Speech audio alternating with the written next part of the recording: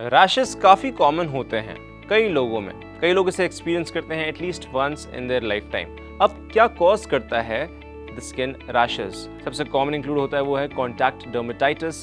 ये एक रैश होता है जो कॉज होता है by contact with an irritant जैसे कि chemicals in soaps, detergents, cosmetics या इवन क्लोथिंग डाइज। इसको एक इरिटेंट कॉन्टैक्ट डर्मेटाइटिस कहा जाता है जो डिफरेंट होता है या ज़्यादा कॉमन होता है देन दी एलर्जिक कॉन्टैक्ट डर्मेटाइटिस। ये एक इन्फ्लेमेटरी डिजीज होता है ऑफ द स्किन जो कॉज होता है bye type 4 hyper sensitivity reaction.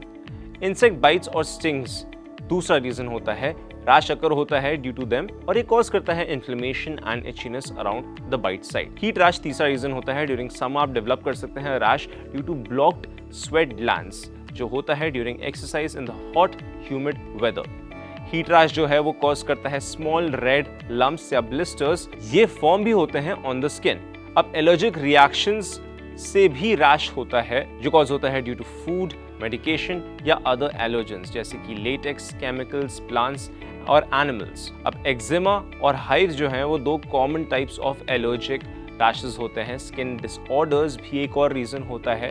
Rashes cause होते हैं बाय स्किन डिसऑर्डर्स जैसे कि एक्जिमा या सोरियासिस। इसको एटॉमिक डर्मेटाइटिस कहते हैं जो अफेक्ट करता है 20% of children and 10% of adults globally according to the international eczema council. अब दूसरे हाथ में देखा जाए तो सोरियासिस जो है वो एक ऑटो इम्यून स्किन डिसऑर्डर होता है जो इफेक्ट करता है 12.5 करोड़ लोगों को worldwide according to the national psoriasis foundation. Infections की अगर बात करें तो आप डेवलप कर सकते हैं रैशेस ड्यू टू इन्फेक्शन जैसे कि चिकन पॉक्स, शिंगल्स या मीजल्स। फंगल इन्फेक्शंस जैसे कि रिंगवर्म एंड कैंडाइडल इंटरट्रिगो जो लीड करता है टू रैशेस। क्योंकि रैशेस कॉमन होते हैं और अकर होते हैं इन एनीवन तो फिर ये ओवरलुक किया जाता है मोस्ट ऑफ द टाइम। इसीलिए लोग इसको घर पे ट्रीट करते हैं विद नेचुरल रेमेडीज, लेकिन जो दूसरे लोग हैं वो रिसोर्ट करते हैं to over the counter treatments. लेकिन कब आपको प्रोफेशनल हेल्प सीख करना चाहिए? कुछ साइंस जो आपको ध्यान में रखने चाहिए। सबसे पहले है पर्सिस्टेंट और वर्सनिंग सिम्टम्स।